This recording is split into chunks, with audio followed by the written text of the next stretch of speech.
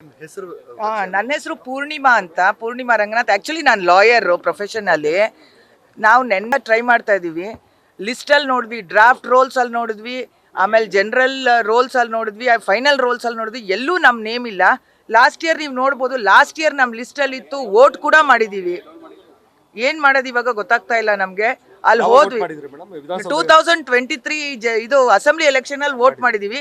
ನಾವು ಇಲ್ಲಿ 23 ವರ್ಷದಿಂದ ಇದೇ ಜಾಗದಲ್ಲಿ ಇದೀವಿ, ಒಂದು ಕಡೆನೂ ಚೇಂಜ್ ಆಗಿಲ್ಲ, ಯಾರೂ ಬಂದು ಕೇಳೂ ಇಲ್ಲ ಡಿಲೀಷನ್ಗೆ. ಸೊ ಇಂಥ ಸಂದರ್ಭದಲ್ಲಿ ನಂಗೆ ಗೊತ್ತಾಗ್ತಿಲ್ಲ ಏನಾಗಿರ್ಬೋದು ಈ ಪರಿಸ್ಥಿತಿ, ಯಾಕಾಗಿದೆ ಅಂತ. ನಿನ್ನೆ ರಾತ್ರಿಯಿಂದ ನಾವು ಇದೇ ಎಕ್ಸಸೈಸಲ್ಲಿ ಇದ್ದೀವಿ. ನಿನ್ನೆ ರಾತ್ರಿ ನಮ್ಮ ಲೋಕಲ್ ಕಾರ್ಪೊರೇಟರ್ ಇದ್ದವ್ರು ನಾಗರತ್ನ ಮೇಡಮ್ ಹತ್ರ ಹೋಗಿದ್ವಿ, ಅವ್ರಿಗೂ ಹೇಳಿದ್ವಿ, ಅವರು ಹೇಳಿದ್ರು ಹುಡುಕ್ತೀವಿ ಅಂತ.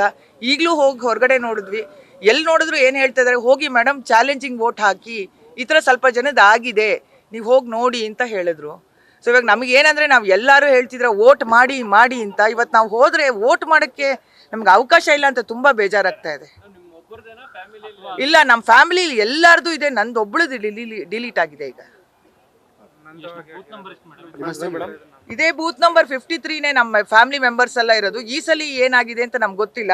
ಸೀರಿಯಲ್ ನಂಬರ್ 906 ಅಂತ ಲಾಸ್ಟ್ ಇಯರ್ ಇತ್ತು, ಅದು ಹೆಂಗೆ ಅಸೆಂಬ್ಲಿಲಿ ಇದ್ದಿದ್ದು ಇವಾಗ ಚೇಂಜ್ ಆಗಿದೆ ಅಂತ ನನಗೆ ಗೊತ್ತಾಗ್ತಾ ಇಲ್ಲ.